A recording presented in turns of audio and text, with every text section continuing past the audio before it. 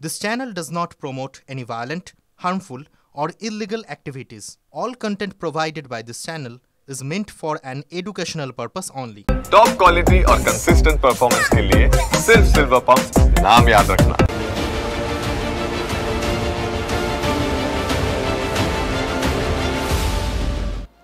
দেখছেন টিভি9 বাংলা, আমি আত্রেই দমদার 10 নিয়ে আপনাদের সঙ্গে রয়েছে। আর অবশ্যই আজকে মুখ্য সচিবের গতিবিধির দিকে আমাদের নজর আছে। প্রথম যে খবর, সেই খবর মুখ্য সচিব মনোজ পান্থের দিল্লি উড়ে যাওয়া। কমিশনের নির্দেশ রাজ্য মানেনি, মুখ্য সচিবকে তলব জাতীয় নির্বাচন কমিশনে। দিল্লি যাচ্ছেন মুখ্য সচিব। ভোটার তালিকায় কারচুপির অভিযোগ আনা হয়েছিল, 4 জন অফিসারকে সাসপেন্ড করা এবং এফআইআর করার নির্দেশ দেয় নির্বাচন কমিশন, কিন্তু সেই নির্দেশ মানেনি রাজ্য, বরং তাদেরকে সরিয়ে দেয় নির্বাচনের কাজ থেকে। আর তারপরেই মুখ্য সচিবকে নির্বাচন কমিশন আজকে তলব করেছে, বিকেল 5টার মধ্যে তাকে হাজির হতে হবে।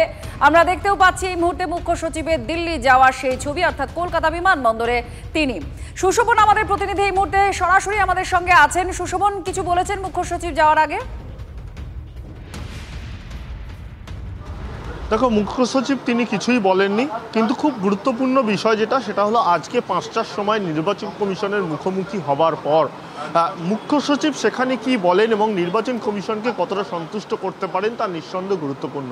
তার কারণ তুমি যে কথা বলছিলে যে নির্বাচন কমিশন যে একেবারে যে কথা বলেছিল বা যে নির্দেশ দিয়েছিল, সেই জায়গা থেকে তাদের কিন্তু অব্যাহতি দেওয়া হয়েছে। অর্থাৎ এই যে জায়গায় দাঁড়িয়ে বর্তমান যে সময়, সেখানে দেখা যাচ্ছে যে রাজ্য সরকার ও নির্বাচন কমিশনের যে দ্বন্দ্ব, সেই দ্বন্দ্বের মধ্যেই একেবারে মনোজ পান্থ রাজ্যের মুখ্য সচিব তিনি দিল্লি উড়ে গেলেন এবং দিল্লি উড়ে গিয়ে সেখানে নির্বাচন কমিশনের মুখোমুখি হবেন। অর্থাৎ সেখানে এই দ্বন্দ্বের মধ্যেই তিনি মুখোমুখি হয়ে একেবারে সেখানে যে ফাটল কতটা তিনি মেরামত করতে পারেন এবং তারপর সেই উত্তর, অর্থাৎ তাকে কিন্তু স্বাভাবিকভাবে কেন এইরকম একটি চিঠি পাঠানো হয়েছে, সেই নির্দেশ কেন মানা হয়নি, অর্থাৎ এই প্রশ্নের উত্তরগুলো তিনি কিভাবে একেবারে উত্তর দেন এবং সেখানে কতটা সন্তুষ্ট হয় নির্বাচন কমিশন, অবশ্যই সেদিকে আমাদের নজর থাকছে। সুশোভন আমাদের প্রতিনিধি সরাসরি বিমানবন্দর চত্বর থেকে আমাদের সঙ্গে ছিলেন এবং আপনারা শুনলেন মুখ্য সচিব যাওয়ার সময় কিছুই বলেননি।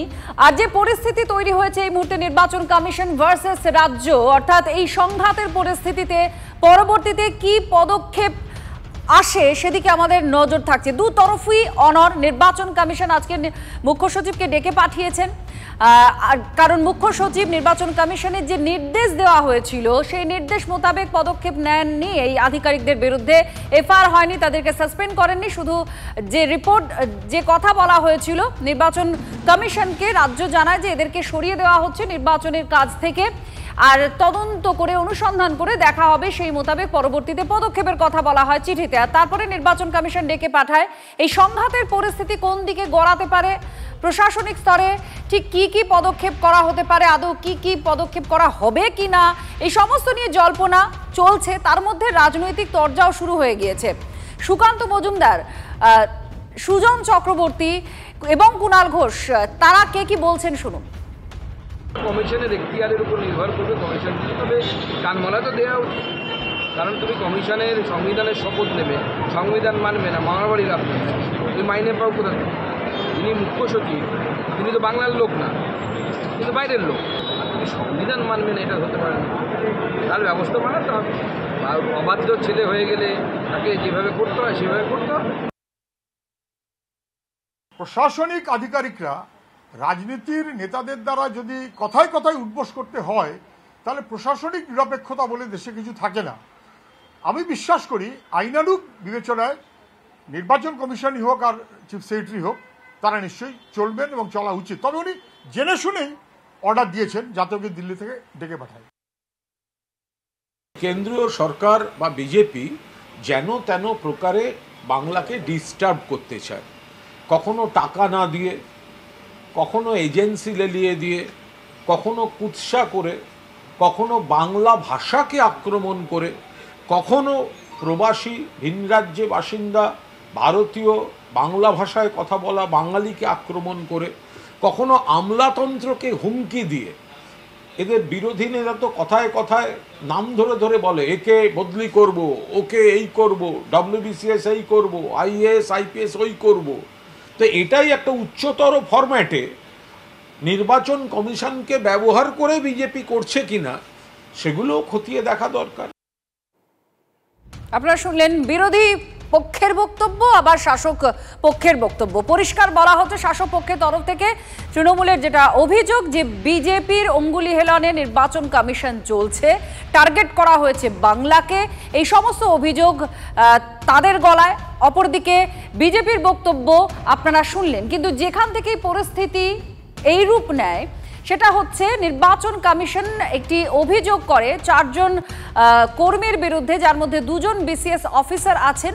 তাদের বিরুদ্ধে অভিযোগ করা হয় যে এরা কারচুপি করছে, নির্বাচনের যে ভোটার তালিকার যে লিস্ট সেখানে কারচুপির অভিযোগ করা হয় এদের বিরুদ্ধে, এবং সাসপেন্ড করার কথা বলা হয়, এবং বলা হয় এফআইআর করতে রাজ্যকে এই নির্দেশ দেওয়া হয়। মুখ্য সচিবের কাছে চিঠি যায়, আর তারপর সময় বেঁধে দেওয়া হয়। আর সময় বেঁধে দেওয়া হয় একেবারে শেষ যে চিঠি নির্বাচন কমিশনের তরফ থেকে রাজ্যকে পাঠানো হয়েছিল সেই চিঠিতে। সেখানে বলা হয় সময় বেঁধে দেওয়া হচ্ছে, এই সময়ের মধ্যে কেন পদক্ষেপ নেওয়া হয়নি সেটা জানতে চায় নির্বাচন কমিশন। এরপরেই দেখা যায় সেই ডেডলাইন শেষ হওয়ার পরেই রাজ্যের তরফ থেকে বলা হয় যে সরিয়ে দেওয়া হয়েছে এই সমস্ত আধিকারিক কর্মীদের, এবং একটা অনুসন্ধানের পরে অ্যাকশন টেকেন রিপোর্টও নেওয়া হবে। তারপরেই আমরা দেখি মুখ্য সচিবকে ডেকে পাঠায় নির্বাচন দফতর, নির্বাচন কমিশন ডেকে পাঠায়, হাজিরা দিতে বলা হয় তাকে। সরকারি কর্মচারীদের ভয় দেখানো হচ্ছে, আমরা অফিসারদের বিরুদ্ধে এফআইআর করতে দেব না, আমাদের আপনাদের প্রোটেক্ট করার দায়িত্ব আমাদের। ঝাড়গ্রামের সভা থেকে এই বার্তা মুখ্যমন্ত্রী দিয়েছিলেন। সরকারি কর্মচারীদের ভয় দেখানো হচ্ছে। আমার 2 জন অফিসারকে নোটিশ পাঠানো হয়েছে কিনা তাকে সাসপেন্ড করা হলো। আমরা বলি তোমার ইলেকশন এখন ডিক্লেয়ার হয়েছে, কোন আইনের বলে তুমি নোটিশ পাঠিয়ে দিচ্ছ, সাসপেন্ড করছো, আর বলে দিচ্ছ এফআইআর করতে হবে না। আমি কারো কোনো পানিশমেন্ট করতে দেব না, এটা মাথায় রাখবেন। ভয় পাওয়ার কোনো কারণ নেই। শুনুন, আপনাদের প্রোটেক্ট করার দায়িত্ব আমাদের, আমরা আপনাদের রক্ষা করব জীবন দিয়েও। কোনো চিন্তা করবেন না, কেউ হতাশ হবেন না। এবার আপনাদের শোনাবো প্রাক্তন আমলা জহর সরকার, তিনি কি বলছেন।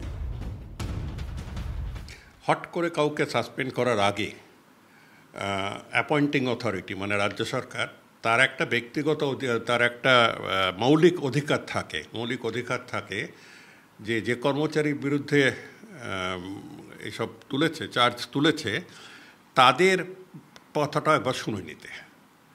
রাজ্য সরকার বক্তব্য হলে তা আমার কর্মচারী, আমি সাসপেন্ড করব কি না সেটা আমার এনকোয়ারির ভিত্তি হবে। এটা আগে খুব কম হয়েছে। সাধারণত ইলেকশন কমিশন কোনো সুচিন্তিত অর্ডার দিলে তারা মেনে নিত। এখন প্রশ্নটা হচ্ছে এটা সুচিন্তিত না খোঁচাবার জন্যে।